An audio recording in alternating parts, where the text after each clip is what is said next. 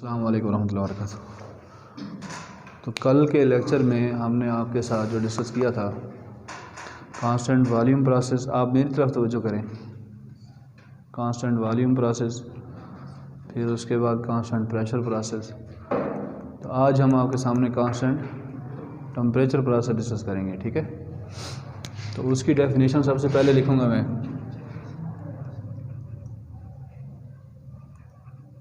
Constant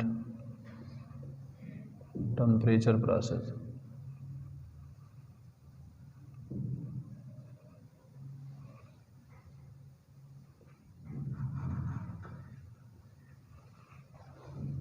ऐसा process जिसके दौरान टेम्परेचर मुस्तकिल हो कांस्टेंट टेम्परेचर प्रोसेस कहलाता है। जैसे कल हमने लिखा था एज इट इज़ वैसे ही, यानी ऐसा प्रोसेस जिसके दौरान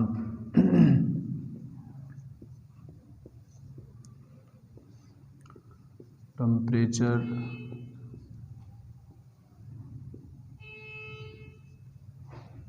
कांस्टेंट हो, मुस्तकिल हो, टेम्परेचर मुस्तकिल हो, उसे कांस्टेंट टेम्परेचर प्रोसेस कहते हैं।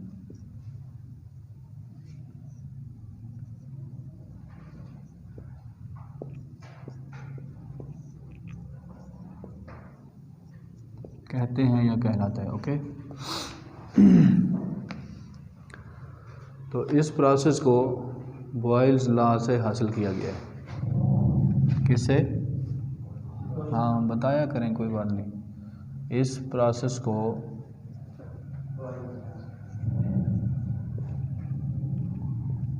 बॉयल के कानून से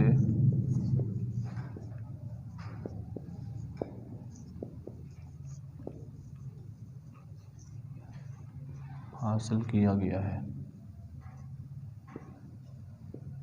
ठीक है। और बॉयल्स के कानून में क्या था कि टेम्परेचर मुस्तकिल हो तो वॉल्यूम और प्रेशर आपस में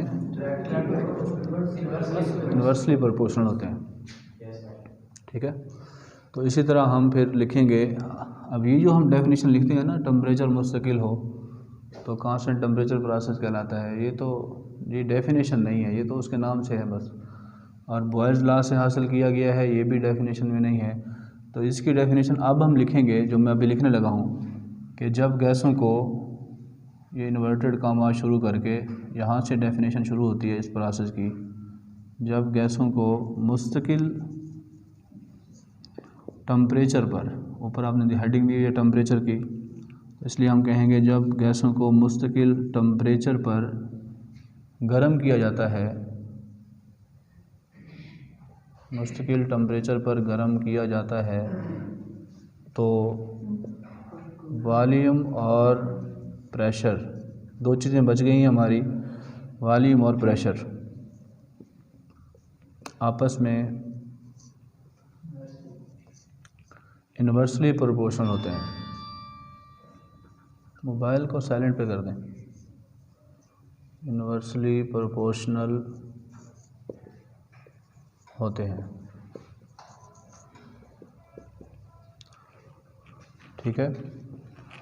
जब गैसों को मुस्तकिल टेम्परेचर पर गर्म किया जाता है तो वॉल्यूम और प्रेशर आपस में इन्वर्सली प्रोपोर्शनल होते हैं। और इन्वर्सली प्रोपोर्शनल का क्या मतलब है? एक चीज़ बढ़ती है और एक कम होती है। यानी अगर वॉल्यूम बढ़ता है, ये लिखेंगे आप साथ ही, यानी अगर वॉल्यूम बढ़ता है तो प्रेशर कम होता है।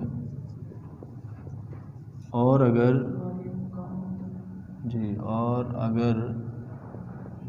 वॉल्यूम कम होता है तो प्रेशर बढ़ता है। ये इन्वर्स का मतलब ये है। जबकि इस दौरान क्या चीज़ मुस्तकिल होती है? जबकि इस दौरान टेम्परेचर मुस्तकिल होता है, टेम्परेचर कांस्टेंट होता है, ठीक है। टेम्परेचर मुस्तकिल होता है। यहाँ तक आपकी डेफिनेशन कंप्लीट होती है। जब गैसों को मुस्तकिल टेम्परेचर पर गर्म किया जाता है तो प्रेशर और वॉल्यूम या वॉल्यूम और प्रेशर दोनों आगे पीछे आप लिख सकते हैं, कोई मसला नहीं है, आपस में इन्वर्सली प्रोपोर्शनल होते हैं। इन्वर्सली प्रोपोर्शनल का मतलब यानी अगर वॉल्यूम बढ़ता है तो प्रेशर कम होता है और वॉल्यूम कम होता है तो प्रेशर, जबकि इस दौरान टेम्परेचर मुस्तकिल होता है। ये उसकी डेफिनेशन है कांस्टेंट टेम्परेचर प्रोसेस की। अब हम क्या करते हैं, दूसरी चीज़ कि हम उसको ग्राफिकली बताते हैं। वैसे इसकी मिसाल आप समझना चाहें तो बॉयज़ लॉ में मैंने आपको मिसाल दी थी कि आप 1 किलोग्राम गैस लें, उसको 1 किलोग्राम वाले सिलेंडर में डालें, ठीक, और उसी 1 किलोग्राम गैस को आप 5 किलोग्राम वाले सिलेंडर में डालें तो क्या होगा, जो 5 किलोग्राम वाला सिलेंडर होगा उसमें गैस का प्रेशर कम हो जाएगा, ठीक। यानी सिलेंडर बड़ा करेंगे, गैस वही 1 किलो हो तो उसका प्रेशर क्या होगा, कम होगा। वॉल्यूम क्या है, ज़्यादा है। वॉल्यूम ज़्यादा हो तो प्रेशर कम। उसी 1 किलो वालों को 1 किलो में डालें तो प्रेशर ज़्यादा होता है, और 1 किलो को दूसरे 5 किलो वाले सिलेंडर में डालते हैं तो प्रेशर कम हो जाता है। इसका मतलब है वॉल्यूम बढ़ रहा है तो प्रेशर कम हो रहा है, वॉल्यूम कम हो रहा है तो प्रेशर बढ़ रहा है। छोटा सिलेंडर है तो छोटे सिलेंडर में वॉल्यूम कम है, प्रेशर ज़्यादा होगा, ये बात, ठीक। जबकि टेम्परेचर सेम हो दोनों का, टेम्परेचर क्या हो, सेम हो, टेम्परेचर तब्दील ना हो। अगर टेम्परेचर तब्दील करेंगे तो फिर तब्दीली आ जाएगी, इसलिए टेम्परेचर दोनों का सेम हो तो छोटे सिलेंडर का जो प्रेशर है वो ज़्यादा होगा। अगर 1 किलोग्राम गैस दोनों में सेम है, ये नहीं है कि 5 किलो वाले में 5 किलो गैस डालेंगे तो फिर तो और चीज़ हो जाएगी। 1 किलोग्राम गैस आप दोनों सिलेंडर में डालें, 5 किलो वाले में 1 किलो वाले में, तो किसका प्रेशर ज़्यादा होगा, छोटे का। छोटे का ज़्यादा है तो वॉल्यूम उसका क्या है, कम है। जिसका वॉल्यूम कम है तो प्रेशर ज़्यादा है, और उसका वॉल्यूम बढ़ जाएगा तो प्रेशर, ये एक मिसाल के तौर पर मैंने आपको समझाया है, ठीक। अब इसी चीज़ को हम यानी ग्राफिकली बताएंगे डायग्राम पर। तो आप लिखेंगे इस प्रोसेस को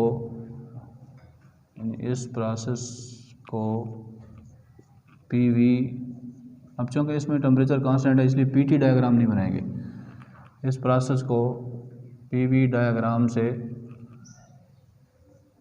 जाहिर किया जा सकता है, जाहिर किया जा सकता है। अब इसके आप यानी जो बात आपने डिस्क्रिप्टिव मेथड में की है, लिख के बताई है, उसी को ही आप डायग्राम पे दिखाएंगे। एक चीज़ बढ़ रही हो और एक चीज़ कम हो रही हो, ठीक है। अब हम इसकी पीवी डायग्राम बनाएंगे। तो पीवी डायग्राम में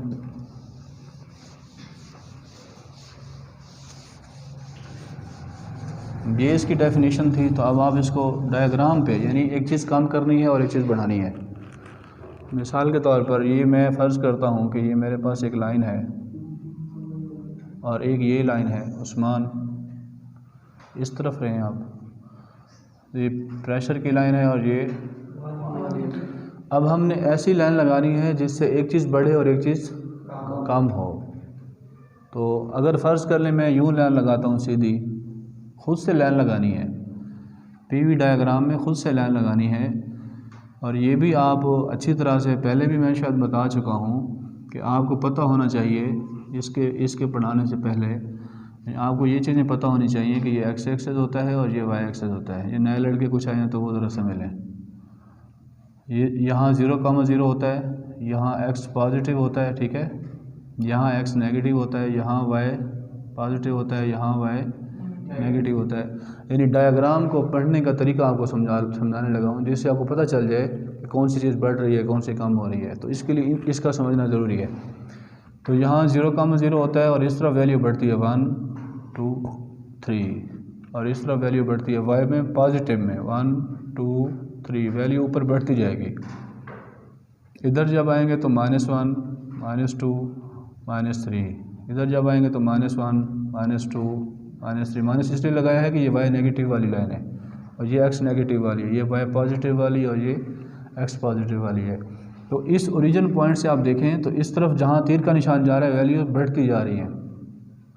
ऊपर देखें तो वैल्यूज़ बढ़ती जा रही हैं, इधर देखें तो वैल्यूज़ बढ़ती जा रही हैं, नीचे देखें तो वैल्यूज़ बढ़ती जा रही हैं। ओके, तो हम ये समझ लें कि जिस तरफ तीर का निशान जाता है उस तरफ वैल्यूज़ बढ़ती हैं, ठीक है। तो ये आप समझ लें। और उसके बाद जब हम डायग्राम बनाते हैं तो हम ये नेगेटिव नहीं लिखते, ये वाले, ये इसको हम ऐसे ख़त्म कर देते हैं, ये देखो ऐसे। अब ये डायग्राम यूँ बनती है, X X Y axis positive, X positive, ठीक। अब हम उसको बजाय एक्स वाई कहने के उस लाइन को हम प्रेशर कह देते हैं, और इसको जैसा आप मैच देखते हैं, क्रिकेट का मैच देखते हैं ना, तो उसमें वो ग्राफ बना हुआ आ रहा होता है। एक तो नीचे स्कोर की पट्टी लगी होती है कि इतना स्कोर है, इतने ओवर है, वहाँ से आप देख लेते हैं। तो थोड़ी देर के बाद झलकी देता है, वो आपके सामने ग्राफ दिखाता है। तो एक लाइन ऐसी होती है, एक लाइन ऐसी होती है, उस एक में वो स्कोर दिखा रहा होता है और एक में वो ओवर दिखा रहा होता है। फिर आप देखते हैं छोटी छोटी पट्टियाँ बनी होती हैं ऐसे, फिर ऊपर चली गई, फिर ऐसे ऊपर चली गई, नीचे चली गई, ऊपर चली गई, वो एक ग्राफ बना होता है। वो भी बता रहा होता है कि वैल्यू क्या कम हो रही है, क्या पहले ओवर में इतना स्कोर था, 10 स्कोर था, फिर दूसरे में 15 हो गया, तो वो पट्टी ऊपर चढ़ गई, फिर और ऊपर चढ़ गई, हैं, फिर कम हो गया, फिर नीचे आ गई। तो उससे हम अंदाज़ा लगाते हैं कि हमारी वैल्यूज़ क्या बढ़ रही हैं, क्या कम हो रही हैं। तो इसी तरह हम अब यानी बजाय इसको एक्स वाई कहने के, अब मैं इसको पी वी कहूँगा। क्या कहूँगा? अभी देखो ये मैंने लाइन लगाई, ये वाई एक्सिस की लाइन है और ये एक्स एक्सिस की लाइन है। मैं ये समझाना चाहता था। इसको मैं प्रेशर की लाइन कह देता हूँ, इसको मैं वॉल्यूम की लाइन कह देता हूँ, ठीक है।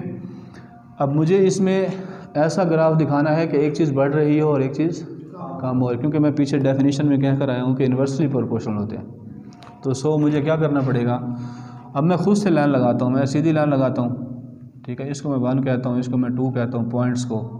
अब मैं इसको पीछे जब ड्रा करता हूँ तो ये P1 बराबर है P2 हो जाता है, और इसको जब नीचे ड्रा करता हूँ तो ये V1 हो जाता है, और यहाँ ड्रा करता हूँ तो ये V2 हो जाता है। तो वॉल्यूम बढ़ रहा है, यहाँ से आगे की तरफ चीज़ जा रही है, और प्रेशर क्या है, कांस्टेंट है। हालांकि हमने डेफिनेशन में ये नहीं कहा, हमने कहा एक बढ़ेगी एक कम होगी।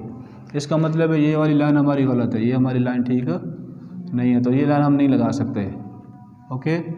फिर मैं अपनी तरफ से लाइन यूँ लगाता हूँ सीधी, मैं कहता हूँ यहाँ 1 कहता हूँ, इसको 2 कहता हूँ, ये पहली स्टेट है, ये दूसरी स्टेट है। इसको जब नीचे ड्रा करता हूँ तो V1 is equal to V2, volume constant हो जाता है, और इसको इधर ड्रा करता हूँ तो P1 और इधर ड्रा करता हूँ तो P2। प्रेशर बढ़ रहा है, वॉल्यूम नहीं बढ़ रहा, वॉल्यूम बराबर हो गया। इसका मतलब ये लाइन भी हमारी क्या है, गलत है, हम ये लाइन भी नहीं लगा सकते, ये हम कांस्टेंट प्रेशर टेम्परेचर प्रोसेस के लिए। फिर मैंने खुद से एक ऐसी लाइन लगाई यूँ वाली, इसको मैंने 1 कहा, इसको मैंने 2 कहा। इसको जब नीचे ड्रा करते हैं तो V1 आता है, इसको जब नीचे ड्रा करते हैं तो V2 आता है, इसको जब इधर ड्रा करते हैं तो P1 आता है, इसको ड्रा करते हैं तो P2 आता है। आप देख रहे हैं कि प्रेशर बढ़ रहा है, ऊपर की तरफ जा रहा है, वॉल्यूम भी बढ़ रहा है। लेकिन हमने ये कहा है कि इन्वर्सली प्रोपोर्शनल होते हैं, दोनों चीज़ें बढ़ रही हैं। इसका मतलब है ये डायग्राम भी हमारी क्या है, गलत है। ये मैं वैसे तुम्हें समझा रहा हूँ ताकि तुम्हें आइडिया हो कि हम डायग्राम को पढ़ सकें। ये लाइन भी हमारी क्या हो गई, गलत हो गई। अब हमने यूँ भी लाइन लगा के देखा, यूँ भी लगा के देखा, यूँ भी लगा के देखा, हमारा काम ना बना। अब हम एक और लाइन लगाना चाहते हैं, वो आप देखें यहाँ मैं एक पॉइंट ये लेकर मैं ऐसे कर्व लाइन लगाना चाहता हूँ, ऐसे ये मैंने लगाई। अब इसको मैंने 1 कहा, इसको मैंने 2 कहा, इसको मैं नीचे ड्रा करता हूँ वॉल्यूम की लाइन पे, ये V2 हो जाती है, और इसको जब नीचे ड्रा करता हूँ तो ये V1 हो जाता है, और इसको जब इधर खींचता हूँ तो ये P2 बन जाती है, और इसको देखता हूँ तो ये P1।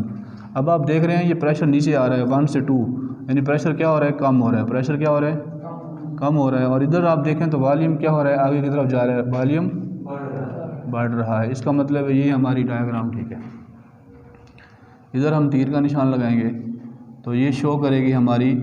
अब ये डायग्राम हमें, आपको कोई भी आदमी देखेगा ना इस डायग्राम को, तो कोई भी आदमी देखेगा तो वो इसको समझ जाएगा कि यहाँ से वॉल्यूम क्या हो रहा है, पहले ये 0 0 था, ये 1 हुआ, 1 से 2 हो गया, बढ़ रहा है। यहाँ 0 0 था, ये पहले 1 यहाँ था, ये नीचे आ रहा है, नीचे आने का मतलब चीज़ कम हो रही है, समझ गए। तो अब ये हमारी यानी इन्वर्सली प्रोपोर्शनल को ज़ाहिर कर रही है। यानी हमने कांस्टेंट टेम्परेचर प्रोसेस में जो बात की है कि प्रेशर और वॉल्यूम आपस में इन्वर्सली प्रोपोर्शनल होते हैं, उसको हम डायग्राम पे दिखा रहे हैं, ठीक।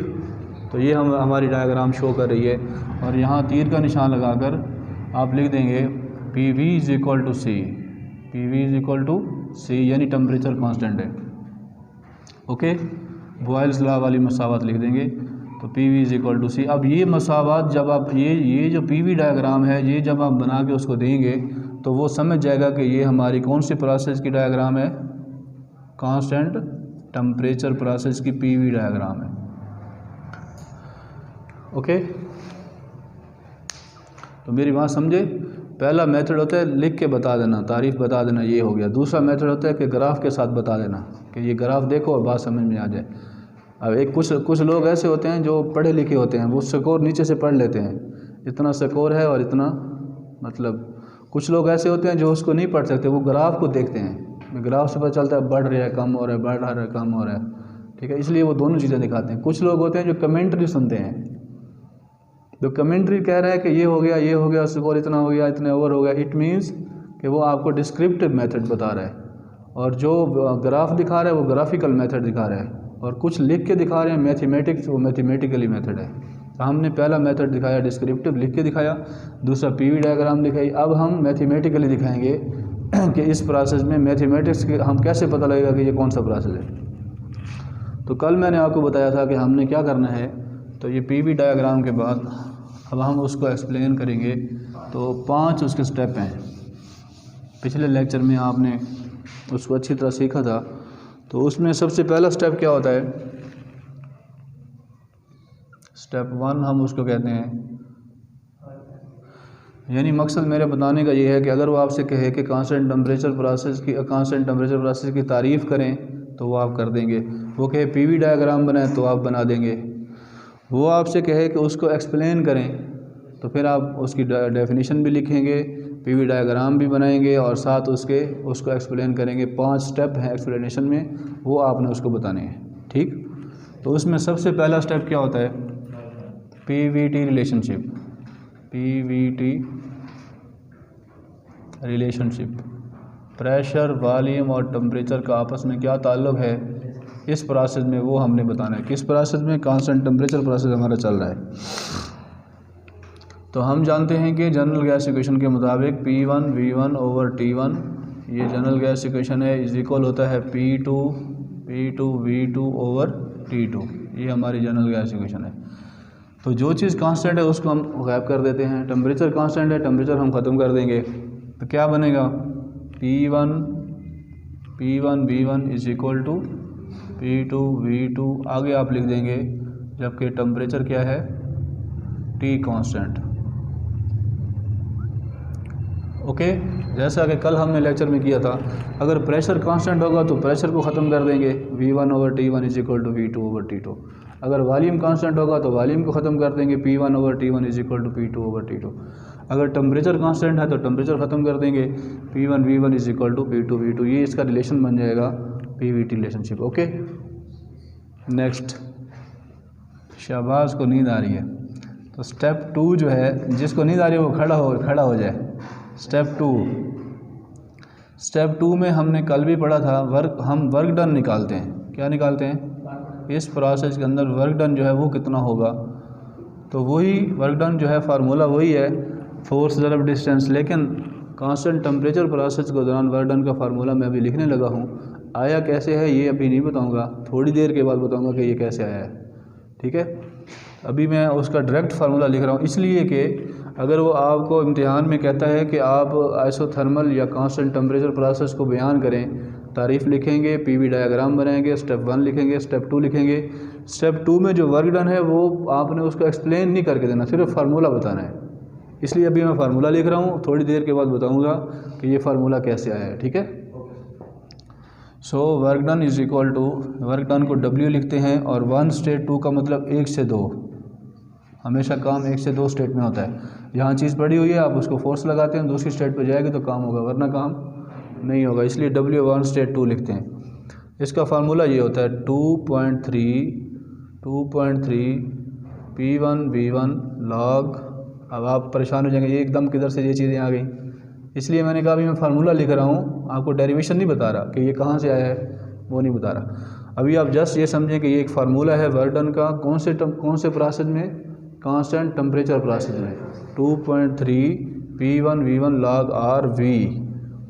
तो इसको यूँ भी लिख सकते हैं, work done W 1 state 2 is equal to 2.3 P1 V1 बराबर होता है MRT1, करेक्टरिस्टिक गैस इक्वेशन के तहत P1 V1 MRT1 के बराबर होता है करेक्टरिस्टिक गैस इक्वेशन में। ओके, और साथ ही मैंने लिख दिया log R V, volume ratio इसको पढ़ते हैं, वॉल्यूम रेशो। तो वर्क डन का ये फार्मूला है। आया कैसे है ये अभी थोड़ी देर तक समझाता हूँ। तो स्टेप 2 में आपने ये लिख देना है, ओके। तो इसी तरह आप स्टेप 3 करेंगे। स्टेप 3 तो कल की तरह जैसे स्टेप 3 में हम हीट सप्लाइड हमने निकाली थी, तो हीट सप्लाइड का फार्मूला ड्राइव करेंगे। तो हीट सप्लाइड जो है फर्स्ट लॉ ऑफ थर्मोडायनामिक्स के मुताबिक हीट को हम क्यू से ज़ाहिर करते हैं, Q1 स्टेट 2 ये बराबर होती है DU यानी change in internal energy plus work done के, ओके जी। ये वाला फार्मूला जो मैंने लिखा है ये फर्स्ट चैप्टर में यानी जो हमारे कवानीन हैं थर्मोडायनामिक्स के, उसमें जो पहला कानून है उसका ये फार्मूला है।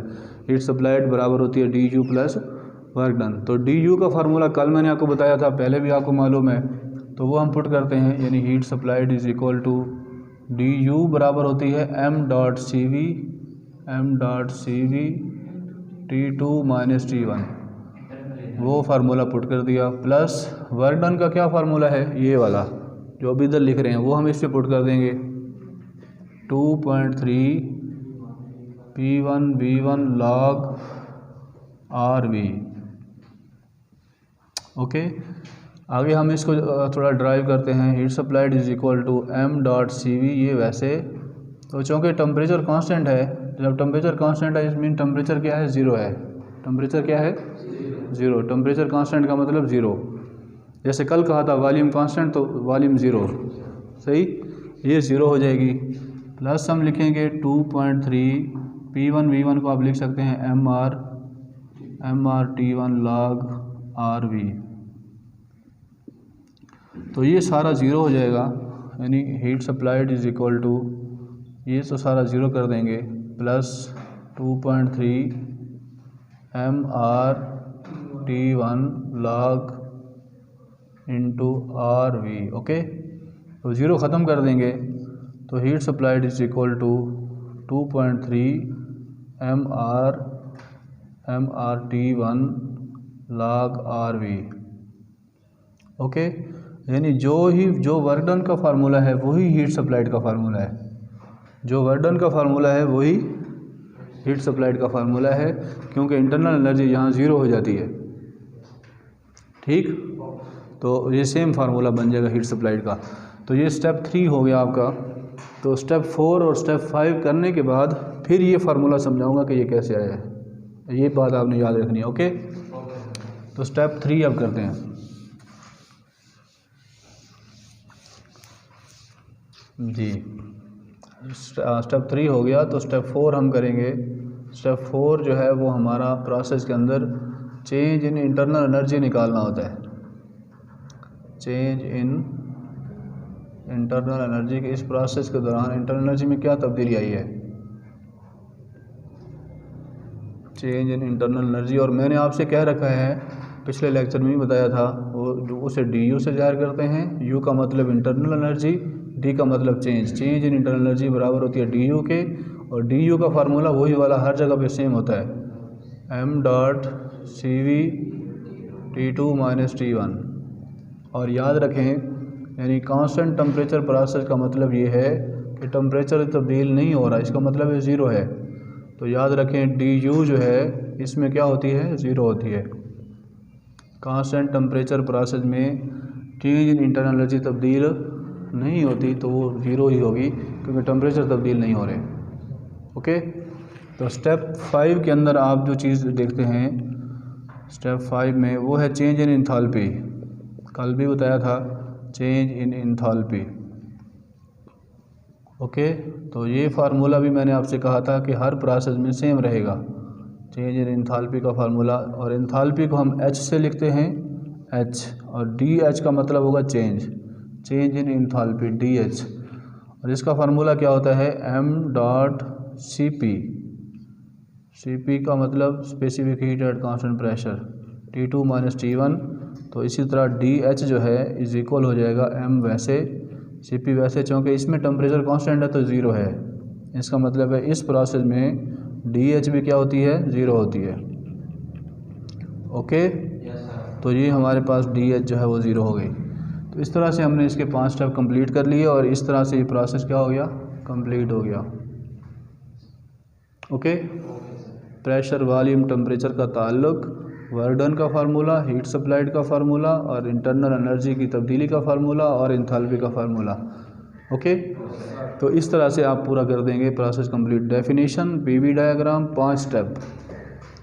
तो अभी मैं आपको, जैसे मैंने आपसे कहा था कि हम वर्क डन जो है वो निकालेंगे। तो अगर इम्तिहान में वो कहता है कि आप कांस्टेंट टेम्परेचर प्रोसेस को एक्सप्लेन करें तो आप इतना करके उसको छोड़ देंगे, ठीक। तो अभी जो मैं करने लगा हूँ ये अलग सवाल आता है इम्तिहान में। क्या सवाल आता है, वो ये आता है, सवाल ये होगा एक्सप्रेस का मतलब है मालूम करें, एक्सप्रेस द वर्क डन। वो कहेगा वर्क डन मालूम करें, वर्क डन का फार्मूला निकालें ड्यूरिंग कांस्टेंट टेम्परेचर प्रोसेस, या ड्यूरिंग, इसका दूसरा नाम क्या है, आइसोथर्मल प्रोसेस। क्या नाम है, आइसोथर्मल प्रोसेस। आइसो का मतलब होता है सेम और थर्मल का मतलब होता है टेम्परेचर। यानी ये सवाल इम्तिहान में देगा express the work done during isothermal process, ठीक। तो कहेगा इसको आप निकालें। तो या फिर वो फार्मूला भी दे सकता है, यानी वो ये भी दे सकता है कि work done is equal to, prove करें, work done is equal to 2.3 P1 V1 log RV। इसको प्रूव करें, ठीक है, प्रूव दैट, इसको आप प्रूव करें। ये कैसे आता है, मेरी बात समझ गए। ये सवाल इम्तिहान में आ सकता है कि प्रूव करें ये कैसे आया है, या फिर आप एक्सप्रेस करें work done during constant temperature process, या उसका दूसरा नाम है आइसोथर्मल प्रोसेस, ठीक है। अब हम इसको ड्राइव करना चाहते हैं। तो इसको ड्राइव करने के लिए ज़रूरी है आप पहले समझें कि वर्क डन क्या होता है। वो मैंने कल भी आपको पढ़ाया था जी। तो work done is equal to, हम जानते हैं कि, यहाँ बेशक अब लिख लें, वी नो दैट, अब हम शुरू करने लगे हैं कि उसको प्रूव करना है हमने। वी नो दैट, हम जानते हैं कि वर्क डन बराबर होता है फोर्स ज़रब डिस्टेंस। कल पढ़ाया था फोर्स ज़रब, आपको पहले मालूम है कि वर्क डन क्या होता है, कुव्वत लगाएं किसी जिस्म पर और जिस्म क्या करे, फासला तय करे, उसे क्या कहेंगे, वर्क डन। लेकिन थर्मोडायनामिक्स में वर्क डन को क्या लिखते हैं, work done is equal to W.D is equal to, तो फोर्स के तौर पर प्रेशर एज अ फोर्स होता है। स्टीम का प्रेशर, इंजन सिलेंडर में जो आप कंबस्टन करवा रहे हैं उसका प्रेशर फोर्स होता है, और जो डिस्टेंस होता है वो चेंज इन वॉल्यूम होता है, इसलिए हम लिखते हैं PdV। क्या लिखते हैं, PdV। थर्मोडायनामिक्स में कोई आपसे पूछे वर्क डन का क्या फार्मूला है, तो आप क्या बताएंगे, PdV, ठीक है जी। अच्छा जी, इसके बाद हमने कल जो किया था, तो P के बाद हम लिखते थे dV is equal to V2 minus V1, ऐसे लिखते थे ना कल जो किया था, V2 माइनस V1। लेकिन अभी यहाँ V2 माइनस V1 हम नहीं लिख सकते। उसकी क्या वजह है, उसकी वजह ये है, कल जो प्रोसेस आपने पढ़ा था, ये ज़रा उसको रिवाइज़ करें। ये उसकी PV डायग्राम मैं बना रहा हूँ, PV वॉल्यूम कांस्टेंट था उसमें, तो 1 2 आपने लिखा, और यहाँ आपने लिखा V1 is equal to V2, ठीक। और यहाँ आपने लिखा था P1, प्रेशर P1 है और यहाँ प्रेशर P2 है, तो प्रेशर बढ़ रहा है, वॉल्यूम कांस्टेंट है। फिर आपने कहा था जब वॉल्यूम कांस्टेंट होता है तो वर्क डन क्या होता है, 0। वर्क डन क्या होता है, यानी हमने यूँ किया था कि P इंटू लिखते थे ना हम V2 माइनस V1, dV को हम लिखते थे V2 माइनस V1। फिर हमने लिखा था P into V2 minus V1, चूँकि वॉल्यूम चेंज नहीं हो रहा तो वर्क डन क्या है, 0 है। ये कांस्टेंट वॉल्यूम प्रोसेस में हमने ऐसे किया था, ठीक। तो अच्छा जी, ये तो ठीक हो गया, कांस्टेंट वॉल्यूम प्रोसेस था, हमने ये किया। जब कांस्टेंट प्रेशर प्रोसेस था, ये कांस्टेंट प्रेशर प्रोसेस था, उसकी लाइन यूँ थी सीधी 1 से 2, और वो लाइन यूँ थी V1 और V2। अब यहाँ से लेकर यहाँ तक ये V1 है, ये V1 है, और यहाँ से लेकर यहाँ तक ये क्या है, ये V2 है, और ये जो डिस्टेंस है ये वाला, ये चेंज ऑफ वॉल्यूम है dV, ठीक है। इसलिए हम लिखते हैं dV is equal to V2 minus V1, कल भी समझाया था, समझ गए। तो इधर हम अब ऐसा नहीं कर सकते क्योंकि इसकी पीवी डायग्राम तब्दील है। क्या है वो ये है, मैं समझाता हूँ। तो इसकी पीवी डायग्राम क्या है, ये देखें, यानी अभी मैंने आपके सामने पीवी डायग्राम बनाई थी इस प्रोसेस की, मैं दोबारा बनाता हूँ। वो यूँ थी है ना, ये 1, ये स्टेट 2, यहाँ V2 ये वॉल्यूम की लाइन है, और ये प्रेशर की लाइन है। तो यहाँ प्रेशर P1, यहाँ प्रेशर P2, और यहाँ वॉल्यूम V1। ठीक है, ये इसकी पीवी डायग्राम है ना जी। इसको लिखेंगे PV = C। अब मसला ये है, जो बड़ी एहतियात से समझने की ज़रूरत है। मैंने कोई लंबी चौड़ी बात अभी नहीं की, अभी आपको यही बताया है कि वर्क डन बराबर होता है फोर्स रिजर्व डिस्टेंस, और इसको प्रेशर और इसको dV। ठीक है, अच्छा मैं आपसे कहता हूँ ये एक कमरा है मेरा ना, तो इसका मुझे एरिया बताएं। तो आप क्या करेंगे, लंबाई ज़रब चौड़ाई, इसकी लंबाई बताएंगे, चौड़ाई बताएंगे, ज़रब कर देंगे तो उसका एरिया आ जाएगा।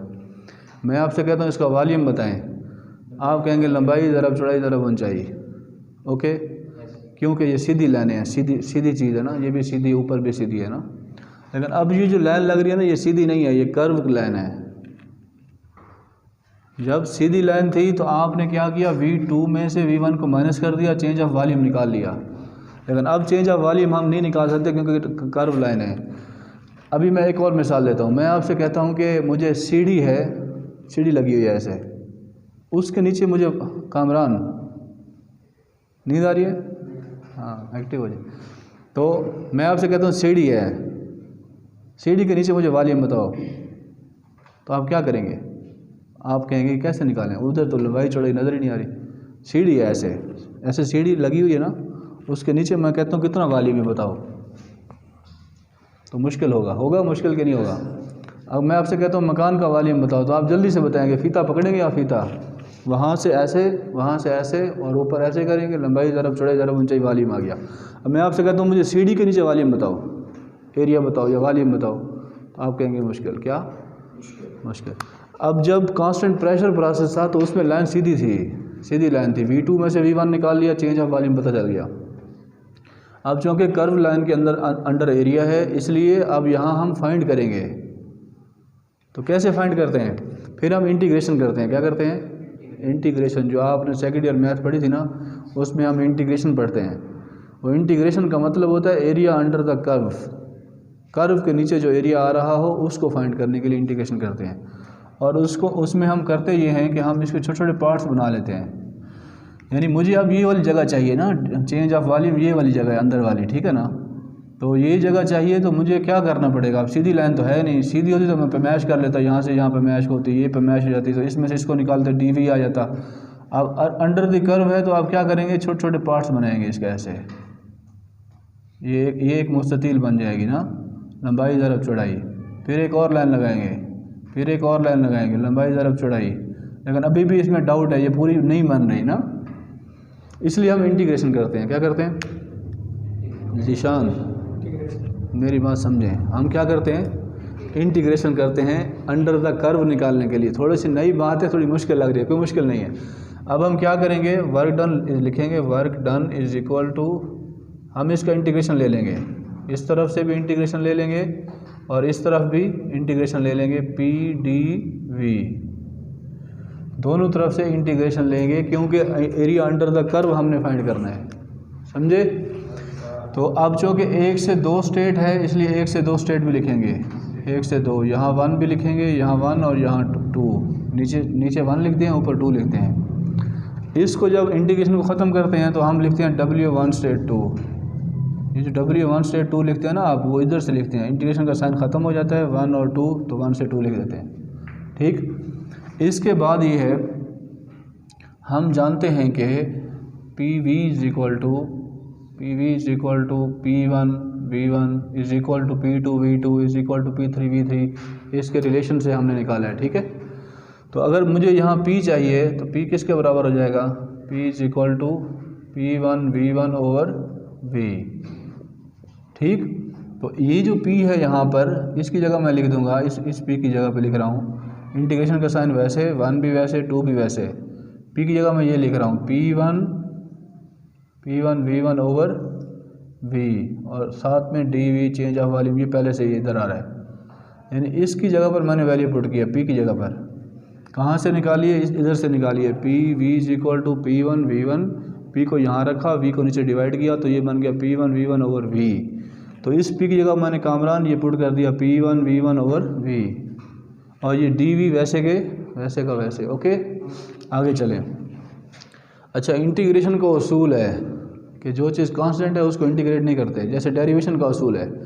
मिसाल के तौर पर मैं आपसे कहता हूँ कि मुझे इसका डेरिवेशन बताएं, d over D x of 2x, तो आप क्या करते थे, सबसे पहले आप कांस्टेंट बाहर निकालते थे, है ना। कांस्टेंट को बाहर निकालना है और फिर डेरिवेशन लेना है d over D x of x, फिर x का 1 हो जाएगा तो 2 इसका आंसर आ जाएगा। तो हम कांस्टेंट को डेरिवेट नहीं करते। इसी तरह सेम उसूल है कि हम कांस्टेंट को इंटीग्रेट भी नहीं करते। मसलन अगर यूँ लिखा हो 5x, इसका इंटीग्रेशन निकालो, तो हम सबसे पहला काम ये करते हैं 5 को बाहर निकालते हैं, तो 5 बाहर आ जाएगा और इंटीग्रेशन ऑफ x dx। फिर इंटीग्रेशन का ये उसूल था, 5x के ऊपर जो पावर है वो प्लस करेंगे, उसके अंदर एक प्लस करके उसी को डिवाइड करेंगे, 1 + 1 + c, ये इंटीग्रेशन का मेथड था। पावर में प्लस करें और उसी को नीचे डिवाइड करें, प्लस c करें। सेकेंड ईयर की मैथ में आपने पढ़ा था। बहरहाल मेरी डिस्कशन ये है कि जो चीज़ कांस्टेंट है उसको इंटीग्रेट नहीं करते, उसको बाहर निकालते हैं। तो बहरहाल मैं इसको मिटा रहा हूँ, तो इसमें जो चीज़ कांस्टेंट है वो उसको हम बाहर निकालेंगे। ये P1 V1 is equal to P2 V2 is equal to किसके बराबर होते हैं, कांस्टेंट के बराबर होता है। तो इसलिए हम इसको इंटीग्रेट नहीं करेंगे, इसको बाहर निकाल लेंगे। यानी P1 V1 को हम उठाकर क्या करेंगे, इंटीग्रेशन से बाहर निकाल लेंगे। ओके जी, तो W1 state 2 is equal to P1 V1 शुरू में आ गया बाहर, और इंटीग्रेशन का साइन लगा दिया, 1 2, इधर 1 बच जाएगा, 1 ओवर v dv। समझ लगी? यानी मैंने P1 V1 को बाहर निकाला और कुछ भी नहीं किया, यहाँ 1 बच गया, 1 ओवर v dv। ओके, आगे चलें। अब हमने इसको इंटीग्रेट करना है 1 ओवर v थोड़ा मुश्किल है, मैथ नहीं किया हुआ इसलिए।